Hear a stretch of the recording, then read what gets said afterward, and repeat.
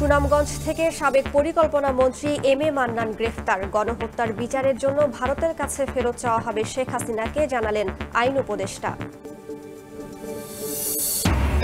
সারা দেশে নয়, যেসব এলাকা নিয়ন্ত্রণের বাইরে সেখানে সেনাবাহিনীর ম্যাজিস্ট্রেসি ক্ষমতা দেওয়া উচিত, মন্তব্য মির্জা ফখরুলের।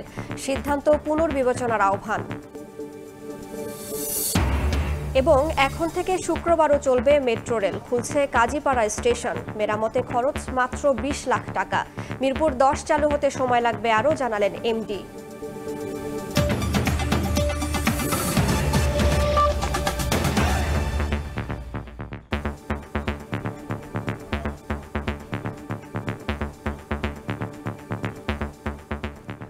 প্রবাসের সময়ের সঙ্গে আছি আমি রাইসা জান্নাত।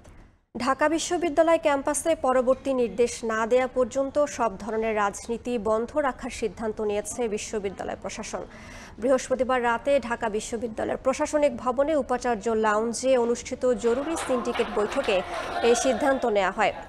জানা গেছে, একটি মাত্র এজেন্ডা নিয়ে আজকের সিন্ডিকেট সভা ডাকা হয়েছিল। সেখানে পরবর্তী নির্দেশ না দেয়া পর্যন্ত ক্যাম্পাসে শিক্ষার্থী, শিক্ষক, কর্মকর্তা, কর্মচারীদের রাজনীতি বন্ধ করার সিদ্ধান্ত নেওয়া হয়।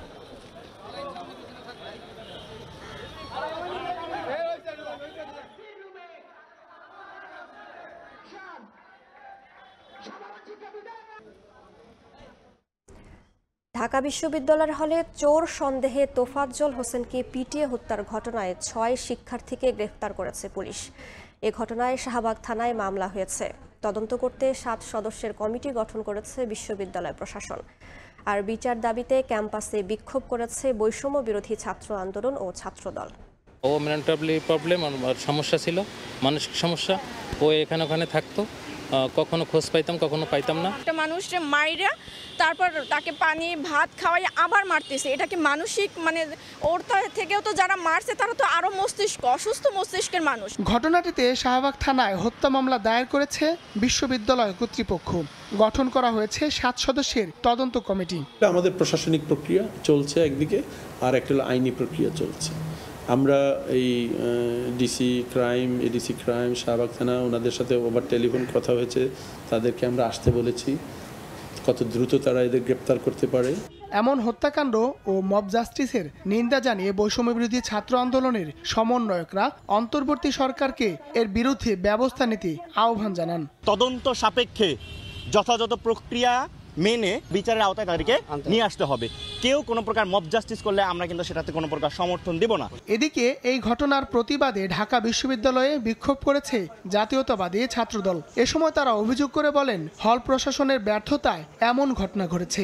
তোফাজ্জলকে সবচেয়ে বেশি মারধর করেছেন ছাত্রলীগের সদ্য পদত্যাগ করা উপবিজ্ঞান ও প্রযুক্তি সম্পাদক ও পদার্থবিজ্ঞান বিভাগের শিক্ষার্থী জালাল আহমেদ সহ একদল শিক্ষার্থী। কয়েক ঘন্টা ধরে মারধর করে একজনকে হত্যা করার ঘটনাকে আমরা হল প্রশাসনের চরম ব্যর্থতা বলে মনে করছি। তোফাজ্জল হত্যাকাণ্ডে ঢাকা বিশ্ববিদ্যালয়ের সাবেক ছাত্রলীগ নেতা জালাল মিয়া সহ 5 শিক্ষার্থীকে গ্রেফতার করেছে পুলিশ। প্রক্টোরিয়াল বডি তাদেরকে হস্তান্তর করছে আমাদের কাছে।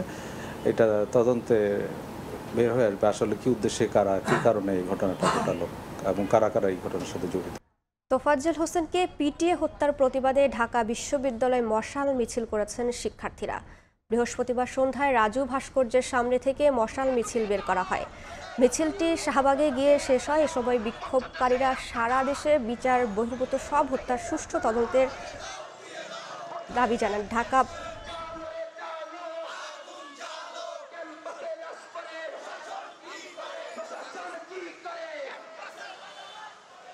বিশ্ববিদ্যালয় জাহাঙ্গীরনগর বিশ্ববিদ্যালয়ে গতরাতের হওয়া ঘটনার তীব্র নিন্দা জানিয়ে সুষ্ঠু তদন্ত করে পেছনে কারা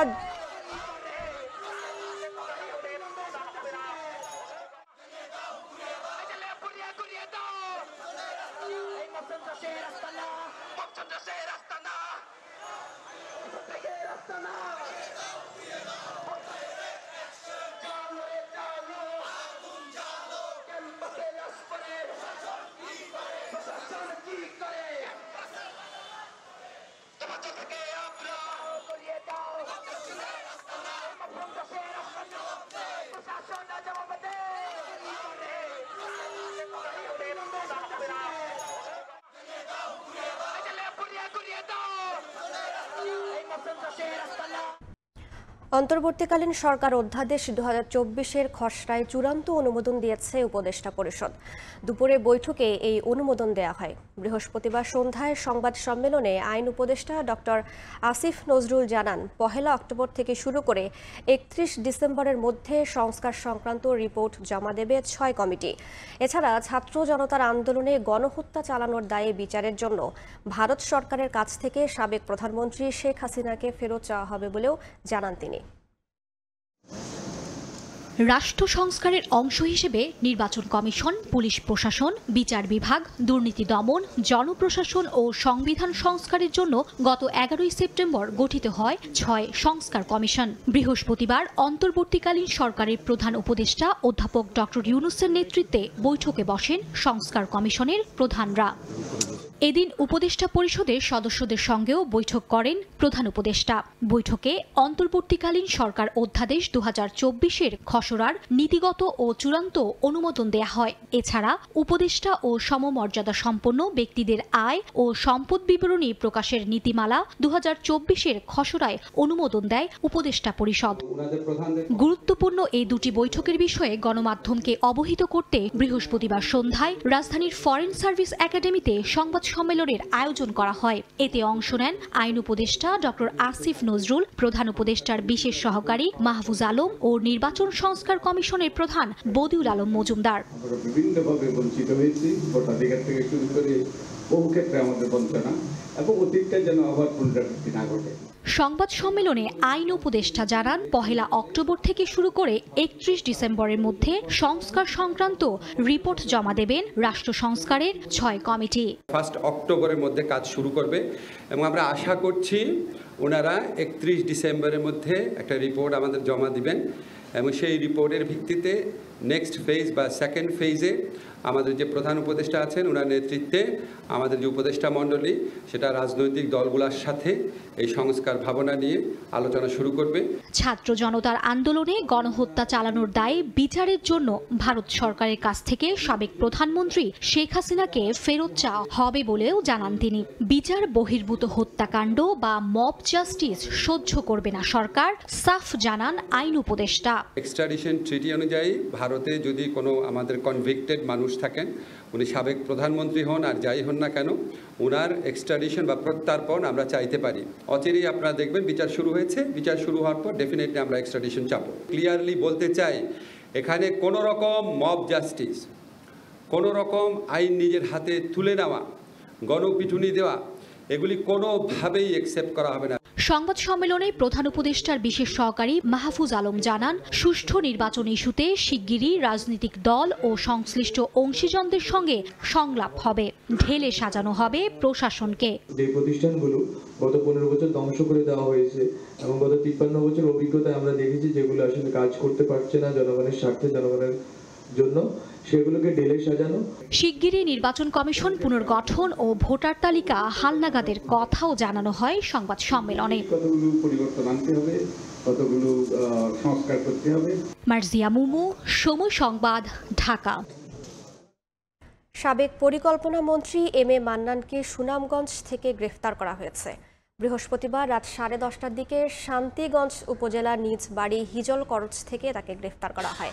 পরে এম এ মান্নানকে সুনামগঞ্জ জেলা পুলিশ সুপারের কার্যালয়ে নেওয়া হয়। বৈষম্য বিরোধী ছাত্র আন্দোলনের গণ অভ্যুত্থানের মুখে গত 5 আগস্টে আওয়ামী লীগ সরকারের পতন হলে তিনি ও অন্যান্য নেতাদের মতো আত্মগোপনে চলে যান। এরই মধ্যে তার বিরুদ্ধে একাধিক হত্যা মামলা দায়ের করা হয়েছে।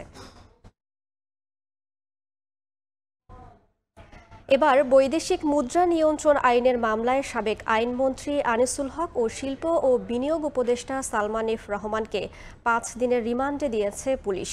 আর ধানমন্ডি ও উত্তরা পূর্ব থানার আলাদা মামলায় নতুন করে গ্রেফতার দেখিয়ে কারাগারে পাঠানো হয়েছে সাবেক বিচারপতি শামসুদ্দিন চৌধুরী মানিক ও ডিএমপির সাবেক কমিশনার আসাদুজ্জামান মিয়াকে।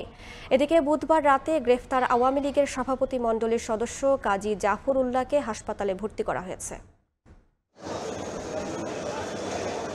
পালানোর সময় গত 13 আগস্ট রাজধানীর সদরঘাট থেকে গ্রেফতার হন সাবেক আইনমন্ত্রী আনিসুল হক এবং সাবেক শিল্প ও বিনিয়োগ উপদেষ্টা সালমান এফ রহমান। এ সময় জব্দ করা হয় তাদের কাছে থাকা একটি ব্যাগ। এতে অবৈধভাবে বৈদেশিক মুদ্রা বহনের মামলায় এবার আদালতে তোলা হলো তাদের।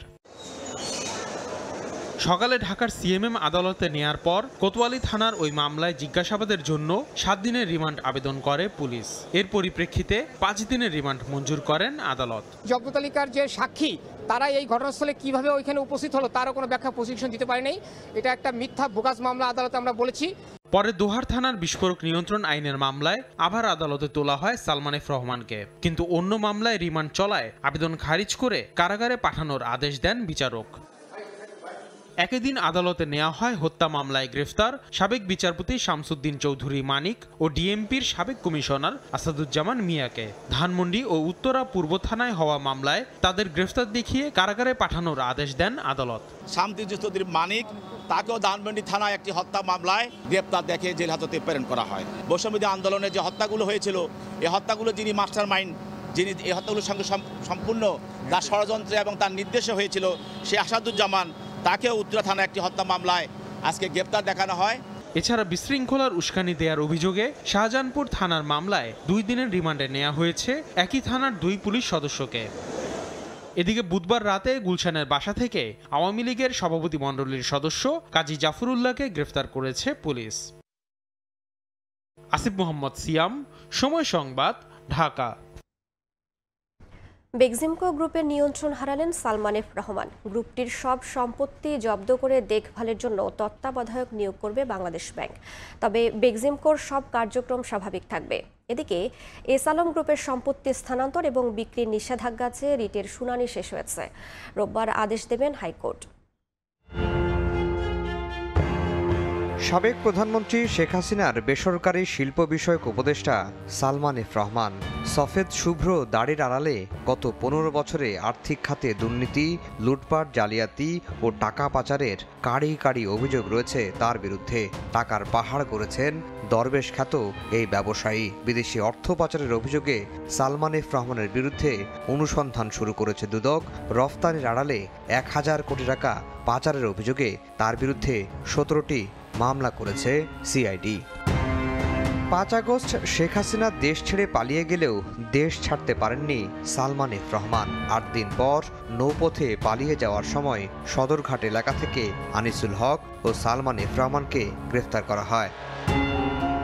ঋণ করে করা সালমানের সাম্রাজ্যের নিয়ন্ত্রণ নিতে গেল 5 সেপ্টেম্বর হাইকোর্টে জনস্বার্থে রিট করেন এক আইনজীবী। বৃহস্পতিবার সেই রিটের আদেশ প্রকাশ হয়। আদেশে বলা হয়, বেক্সিমকো গ্রুপের সব সম্পত্তি জব্দ করে তত্ত্বাবধায়ক নিয়োগ করবে বাংলাদেশ ব্যাংক। সময় 6 মাস।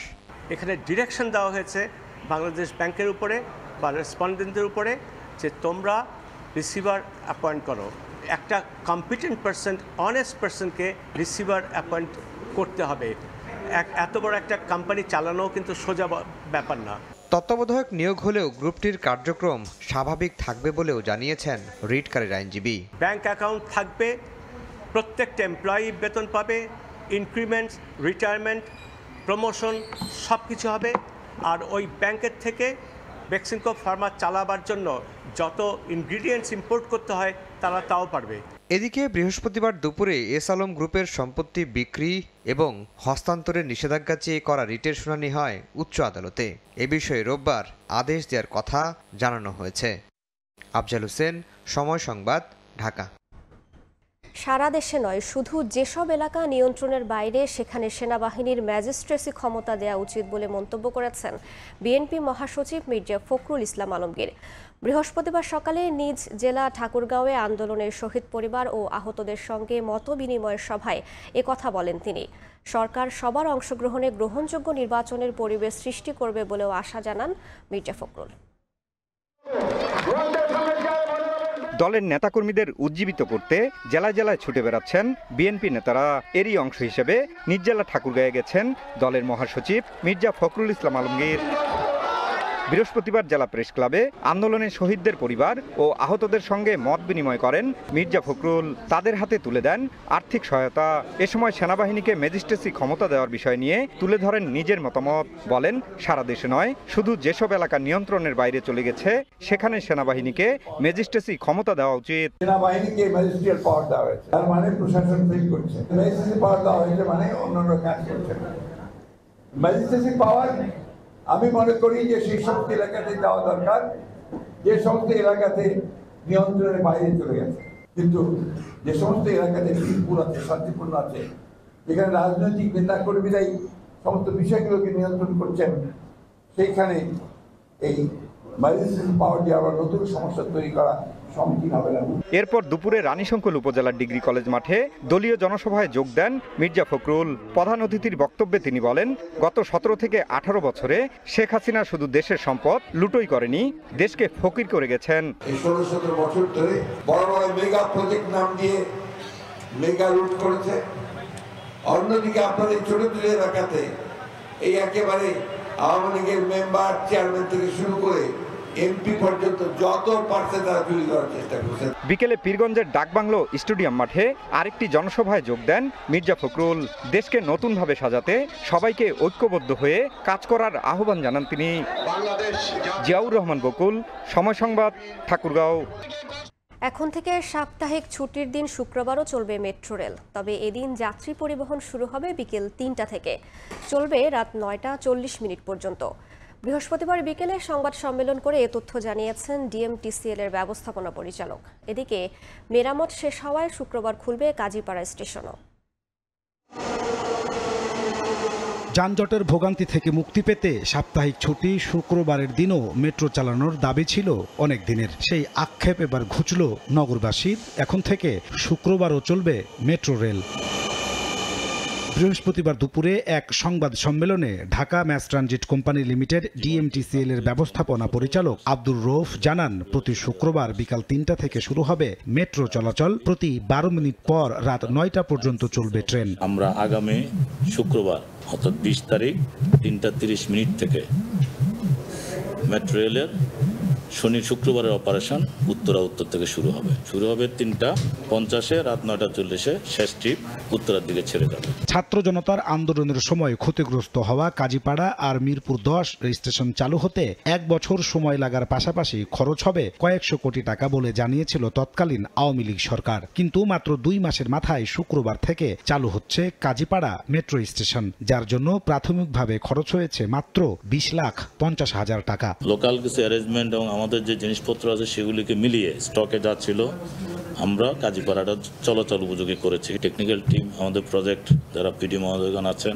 কনসালটেন্ট, কন্ট্রাক্টর, সম্মিলিত প্রচেষ্টায় আমরা এটা স্বল্প খরচে আমরা বলবো যে কাজীপাড়াটা জনগণের জন্য কালকে উন্মুক্ত করে দিচ্ছি। এখানে আমাদের এখন 20,50,000 টাকা খরচ হচ্ছে এই মুহূর্তে চালুর জন্য। চাহিদার প্রেক্ষিতে মেট্রো রেল চলাচলের সময় সীমা বাড়ানো হবে বলেও জানান জিএমটিসিএল এর ব্যবস্থাপনা পরিচালক।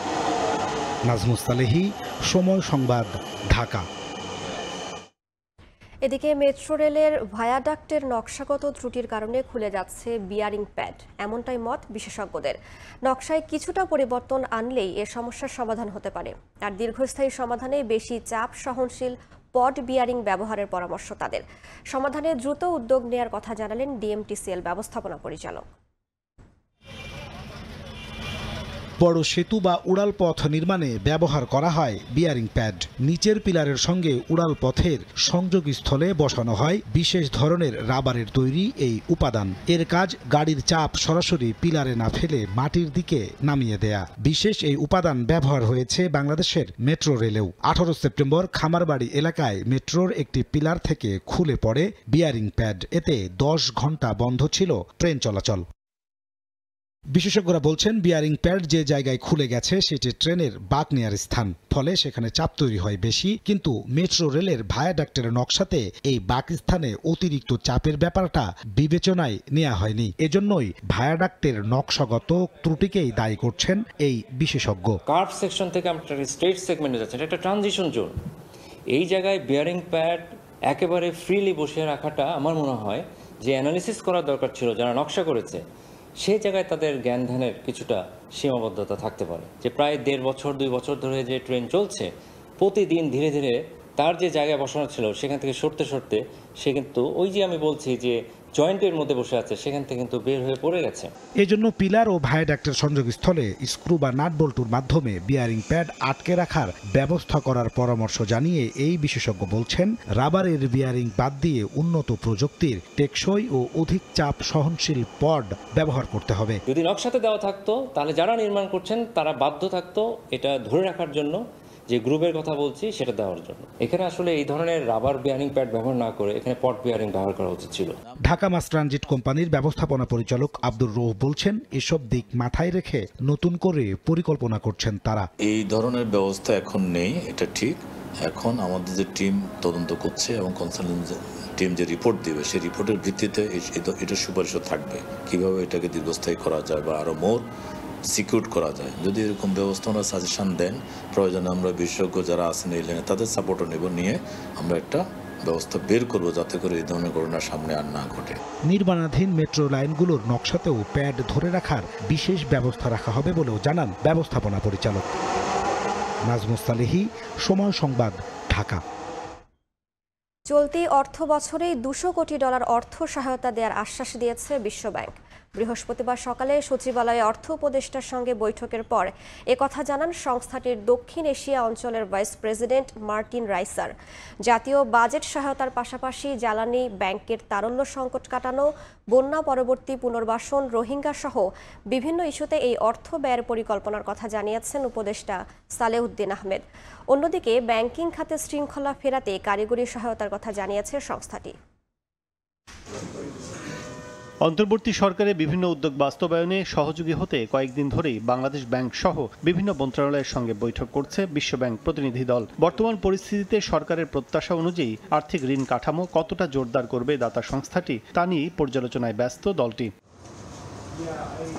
বৃহস্পতিবারও সচিবালয়ে অর্থ উপদেষ্টা ডক্টর সালেউদ্দিন আহমেদের সঙ্গে বৈঠকে বসে বিশ্বব্যাংক। এতে দক্ষিণ এশিয়া অঞ্চলের ভাইস প্রেসিডেন্ট মার্টিন রাইজারের নেতৃত্বে অংশ নেন অন্যান্য প্রতিনিধিরা। বিভিন্ন বিষয়ে আলোচনা শেষে মার্টিন রাইজার জানান, চলতি অর্থ বছরের জুনের মধ্যেই $2 বিলিয়ন বেশি ঋণ সহায়তা পাবে Bangladesh. We have been a long-standing partner of Bangladesh. We've been here from the very beginning. Final decision on this is taken by a board of directors. We're looking at a figure around maybe a little more than $2 billion for our fiscal year, which runs until June next year. অর্থ উপদেষ্টা doctor Salehuddin Ahmed জানান, জাতীয় budget, স্বাস্থ্য, অবকাঠামো নির্মাণে ঋণ দেবে বিশ্বব্যাংক। আলোচনা হয়েছে তারল্য সংকট ও রোহিঙ্গা জনগোষ্ঠীর সহায়তা নিয়েও। ফার্টিলাইজার ইম্পোর্ট, ফুড সেলফিসিয়েন্সি, এটা নিয়ে, তারপর পোস্ট ফ্লাড রিহ্যাবিলিটেশন, এটা নিয়ে কথা হয়েছে, রোহিঙ্গাদের সাপোর্ট, এটা নিয়ে কথা হয়েছে। সব ব্যাপারই আমরা যেগুলো বলেছি প্রপোজাল,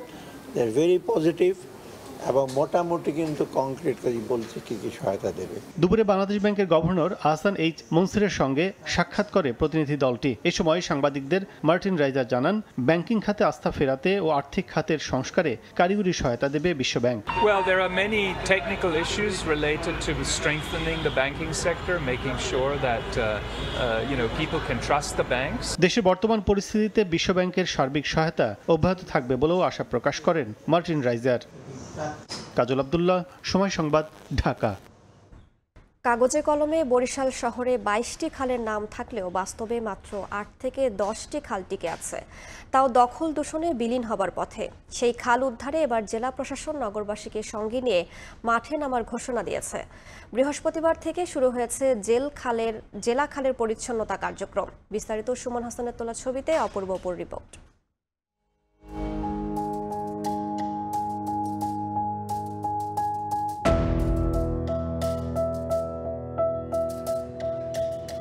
ঝোপঝাড়, জঙ্গল, ময়লা আবর্জনায় ভরা বরিশালের ঐতিহ্যবাহী জেলখাল। 2010 সালে সিটি কর্পোরেশনের করা মাস্টার প্ল্যানে 22টি খালের নাম থাকলেও বর্তমানে কোনো মতে অস্তিত্ব টিকে আছে মাত্র 8 থেকে 10টির।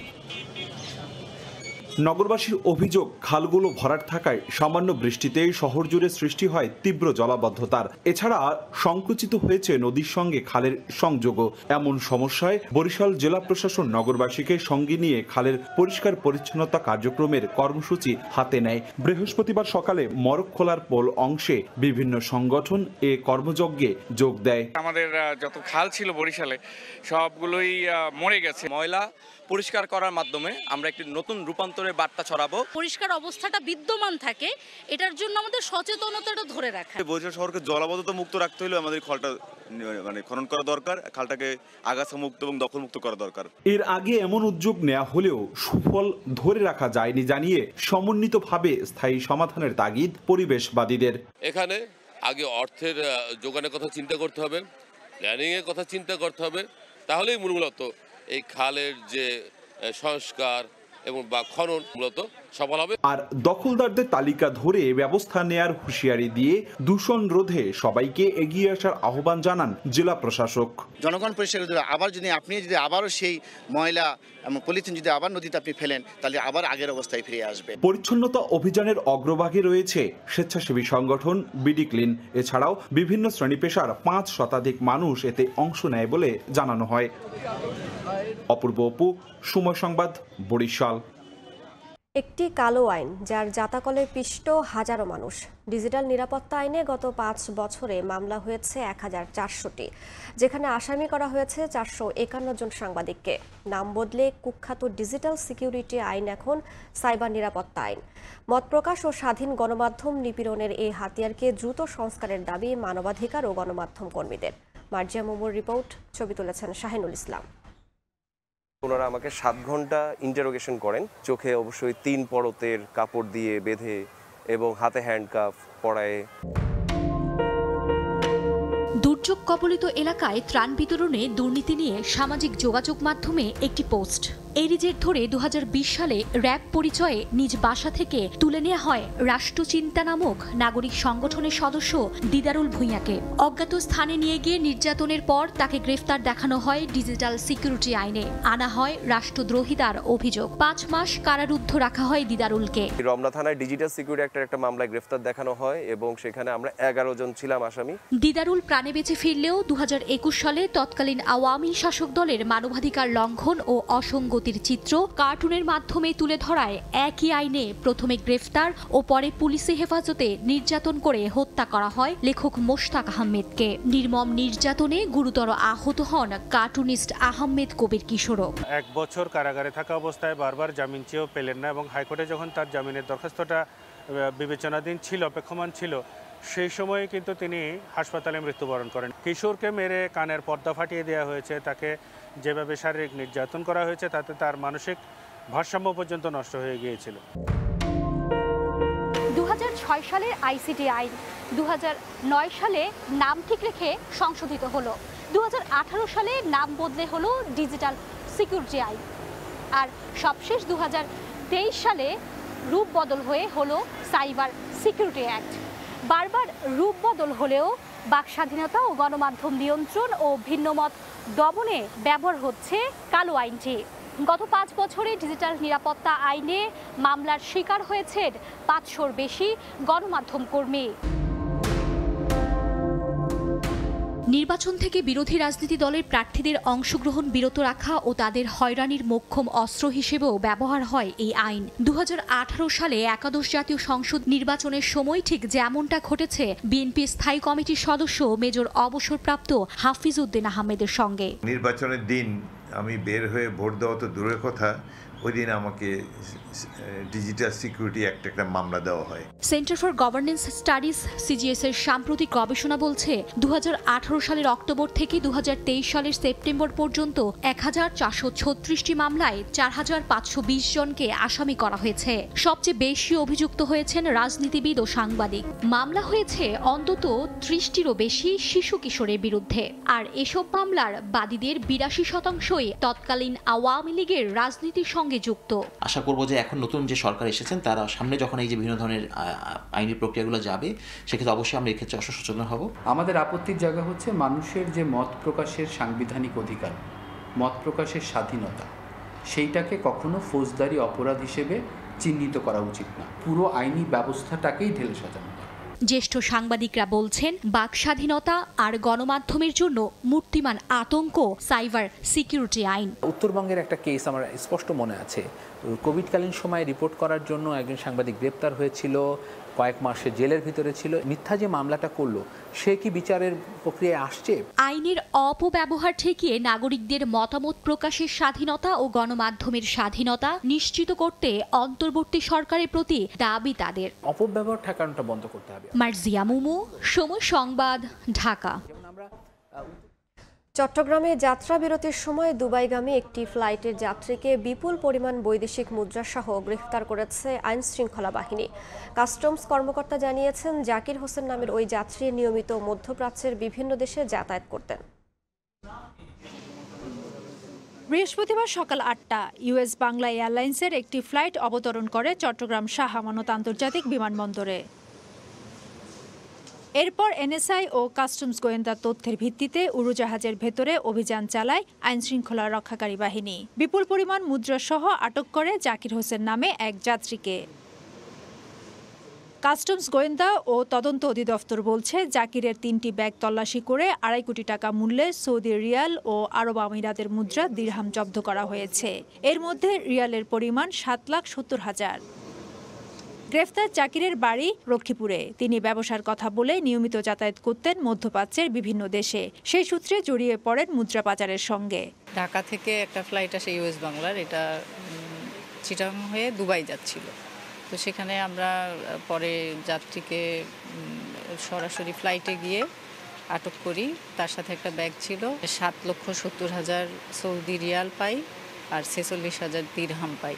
জাকিরের বিরুদ্ধে মানি লন্ডারিং আইনে মামলার পর হস্তান্তর করা হয়েছে নগরীর পতেঙ্গা থানায়। ফেরদৌস লিপি, সময় সংবাদ, চট্টগ্রাম। ভোলায় ৫ ট্রিলিয়ন ঘনফুট উত্তোলনযোগ্য গ্যাস পাওয়ার তথ্য বিভ্রান্তিকর বলে জানিয়েছেন জ্বালানি উপদেষ্টা ফাউজুল কবির খান। সেখানে মজুত গ্যাসের প্রকৃত পরিমাণ হতে পারে ২ টিসিএফ। বৃহস্পতিবার সকালে সচিবালয়ে তথ্য জানান উপদেষ্টা। বলেন, অনিয়ম বন্ধে বিদ্যুৎ ও জ্বালানি খাতে প্রতিযোগিতা ছাড়া আর কোনো প্রকল্পের দরপত্র আহ্বান করা হবে না। দেশে এখন গ্যাসের মজুদ ৮.৬৬ ট্রিলিয়ন ঘনফুট। সরকারি তথ্য মতে বছরে গড়ে ১ টিসিএফ চাহিদা হিসেবে মজুদ গ্যাসে চলবে মাত্র ৮ বছর। এ অবস্থায় দেশের দক্ষিণাঞ্চলের দ্বীপ জেলা ভোলায় আরও ৬.৫ লাখ কোটি টাকা মূল্যের ৫.১০৬ ট্রিলিয়ন ঘনফুট উত্তোলনযোগ্য গ্যাসের সন্ধান মিলেছে বলে জানা যায়, যার মাধ্যমে বাংলাদেশ চলতে পারবে অন্তত আরও ৫ বছর। গত সরকারের আমলে পেট্রোবাংলা ও বাপেক্সের সঙ্গে যৌথ চুক্তি অনুসারে রাশিয়ার রাষ্ট্রায়ত্ত কোম্পানি গ্যাজপ্রমের গবেষণা ফলাফল জানিয়ে সম্প্রতি বিভিন্ন গণমাধ্যম সংবাদ প্রকাশের পরেই নড়ে চড়ে বসে বর্তমান অন্তর্বর্তীকালীন সরকারের সংশ্লিষ্ট মন্ত্রণালয়। বৃহস্পতিবার সকালে সচিবালয়ে এ বিষয়ে ব্যাখ্যা জানতে জ্বালানি বিশেষজ্ঞদের নিয়ে বৈঠক করেন বিদ্যুৎ ও জ্বালানি উপদেষ্টা ফাউজুল কবির খান। বৈঠক শেষে ভোলায় গ্যাসের মজুদ নিয়ে প্রকাশিত তথ্য সঠিক নয় জানিয়ে জ্বালানি বিশেষজ্ঞরা বলেন, সেখানে মজুদ গ্যাসের প্রকৃত পরিমাণ হতে পারে ২ টিসিএফ এর কিছু বেশি। তথ্যটা মিসলিডিং হয়েছে। ভোলায় এখন পর্যন্ত প্রমাণিত মজুদ ২ টিসিএফ। ৫ টিসিএফ এর কথা আছে, কিন্তু যদি আপনি ওটা ভালোভাবে দেখেন সেখানে আছে রিজার্ভ প্লাস রিসোর্স। এখন রিসোর্স আর রিজার্ভের মধ্যে কিন্তু অনেক বড় রকমের ডিফারেন্স আছে। ভোলায় গ্যাস মজুদের তথ্য বিভ্রান্তিকর উল্লেখ করে বিদ্যুৎ ও জ্বালানি উপদেষ্টা বলেন, গ্যাসের সম্ভাবনা বের করতে সারা দেশে ১০০টি কূপ খননের উদ্যোগ নেওয়া হয়েছে। গ্যাসের যেখানে যে সম্ভাবনা আছে, অনশোর হোক কিংবা অফশোর হোক, এটাকে আমরা বের করতে চাই। ১০০টা আরও কূপ খনন করার উদ্যোগ নিয়েছি। এক প্রশ্নের জবাবে উপদেষ্টা জানান, উন্মুক্ত প্রতিযোগিতা ছাড়া এখন থেকে কোনো প্রকল্প নেওয়া কিংবা টেন্ডার দেওয়া হবে না। রেন্টাল পাওয়ার প্ল্যান্ট সহ সব চুক্তি পর্যালোচনা শেষেই ব্যবস্থা নেওয়া হবে। উন্মুক্ত প্রতিযোগিতা ছাড়া কোনো প্রকল্প গ্রহণ করা হবে না, কোনো টেন্ডার গ্রহণ করা হবে। বিশ্বব্যাংকের কাছে $1 বিলিয়ন বাজেটারি সাপোর্ট চাইছি, যাতে আমরা গ্যাসের বিল দিতে পারি এবং আমরা বিদেশ থেকে যে বিদ্যুৎ কিনি সেটার বিল দিতে পারি। অতিরিক্ত গরম ও গ্যাস সংকটে লোডশেডিং হলেও ভবিষ্যতে গ্যাস বিদ্যুতের সংকট হবে না বলেও নিশ্চিত করেন বিদ্যুৎ জ্বালানি উপদেষ্টা। গ্যাস এখন দিতে দেওয়া হচ্ছে, তো তো সুতরাং লোডশেডিং এখন। প্রসূন আশিস, সময় সংবাদ, ঢাকা। চট্টগ্রাম কাস্টম হাউসে নিলামে তোলা 16 কোটি 10 লাখ টাকা দামের মার্সিডিজ বেঞ্চ সহজে বিক্রি হচ্ছে না। নিলামে সর্বোচ্চ দর 4 কোটি 1 লাখ টাকা উঠলেও তা ভিত্তিমূল্যের 60% না হওয়ায় তা অবিক্রিত থেকে যাচ্ছে। সাক্ষর চুপুর ক্যামেরায় বিস্তারিত জানাচ্ছেন কমল দে। 2022 সালে আমদানি করা কালো রঙের মার্সিডিজ বেঞ্চ মডেলের গাড়িটি আমদানিকারক না নেওয়ায় নিলামে বিক্রির সিদ্ধান্ত নেয় চট্টগ্রাম কাস্টম হাউস। গাড়িটির ভিত্তি মূল্য 16 কোটি 10 লাখ টাকা নির্ধারণ করার পর টেন্ডার জমা পড়েছে 4টি। এর মধ্যে সর্বোচ্চ দরদাতা হিসেবে 4 কোটি 1 লাখ টাকা হাঁকিয়েছেন যমুনা শিপ ব্রেকার্স নামে একটি প্রতিষ্ঠান, আর সর্বনিম্ন 40,30,000 টাকায় গাড়িটি কেনার আগ্রহ দেখিয়েছে মাসুম এন্টারপ্রাইজ নামে অপর একটি প্রতিষ্ঠান।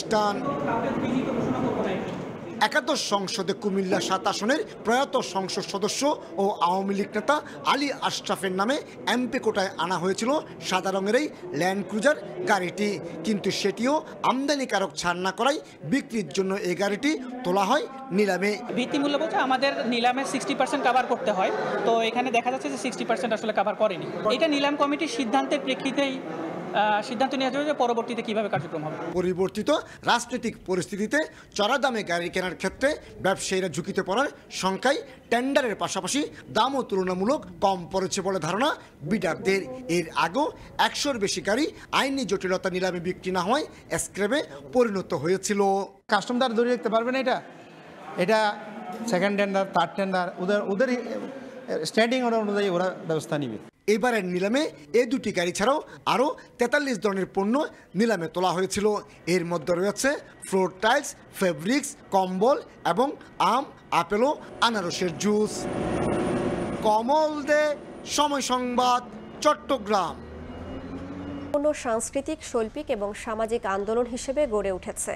শুধু সৌন্দর্যই নয়, বরং সমসাময়িক সমাজের প্রতিফলন ঘটায় এই স্ট্রিট আর্ট।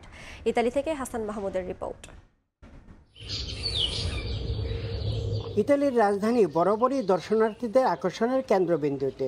এর মূল কারণ শহরটির অসাধারণ এবং প্রাচীন স্থাপত্য শৈলী। তবে শহরটিতে পা ফেললে আরও একটি জিনিস যে কারো নজর কাটতে বাধ্য, তা হলো দেয়াল জুড়ে আঁকা বিভিন্ন ধরনের আর্ট। ইতালির রাজধানী রোমের বিভিন্ন দেয়ালে চোখে পড়বে চমৎকার কিছু স্ট্রিট আর্ট। 1970 সাল থেকে শুরু হলেও 2000 সালে এই আর্টের জনপ্রিয়তা ছিল তুঙ্গে। ইতালির রাজধানী রোম ছাড়াও মিলান, নেপলস এবং তোরিনোতেও এই শিল্পের প্রচুর নিদর্শন দেখা যাবে। এই শিল্প সামাজিক, রাজনৈতিক এবং পরিবেশগত বিষয়গুলোকে কেন্দ্র করে তৈরি হয়ে থাকে। দৈনন্দিন জীবন এবং সমাজের গুরুত্বপূর্ণ ইস্যুগুলোর প্রতিও দৃষ্টি আকর্ষণ করা হয়ে থাকে এই শিল্পের মধ্য দিয়ে। বিভিন্ন দেয়ালে এই ধরনের স্ট্রিট আর্ট করে থাকে তারা। এগুলো যারা টুরিস্ট হিসেবে এই দেশে আসে তাদের কাছে অনেক আকর্ষণের কেন্দ্রবিন্দু। এই আর্টটা শুধু দেয়ালে দেয়ালেই দেখা যায় না, এইটা মেট্রো রেলের লাইনে অথবা বাসের বিভিন্ন স্টপেজেও দেখা যায় এই আর্টগুলো। রোমের বিভিন্ন দেয়াল, এমনকি মেট্রোর বগিতেও দেখা মিলবে স্ট্রিট আর্টের। সামাজিক বৈষম্য, পরিবেশ দূষণ, অভিবাসনের মতো বিভিন্ন আন্তর্জাতিক এবং রাজনৈতিক ইস্যুগুলো তুলে ধরা হয় এই শিল্পের মধ্য দিয়ে। রাজধানী রোমের সান লরেন্সো, ওস্টিয়েন্সে, তরবেলা মনেকা এবং নেপলসে স্ট্রিট আর্টের অসংখ্য নিদর্শন দেখা যায়। সামাজিক এবং রাজনৈতিক বিভিন্ন বিষয়ে সচেতনতা তৈরি করার ক্ষেত্রে এটি একটি গুরুত্বপূর্ণ মাধ্যম। ইতালির রোম থেকে হাসান মাহমুদ, সময় সংবাদ। এ পর্যায়ে শীর্ষ সংবাদগুলো জানিয়ে দিচ্ছি আরও একবার।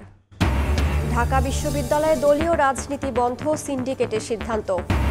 সুনামগঞ্জ থেকে সাবেক পরিকল্পনা মন্ত্রী এম এ মান্নান গ্রেফতার। গণহত্যার বিচারের জন্য ভারতের কাছে ফেরত চাওয়া হবে শেখ হাসিনাকে, জানালেন আইন উপদেষ্টা।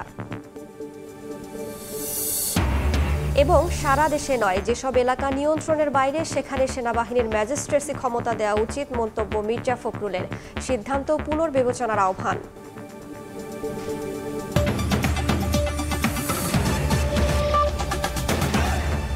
এই ছিল প্রবাসের সময়, সঙ্গেই থাকুন সময়ের।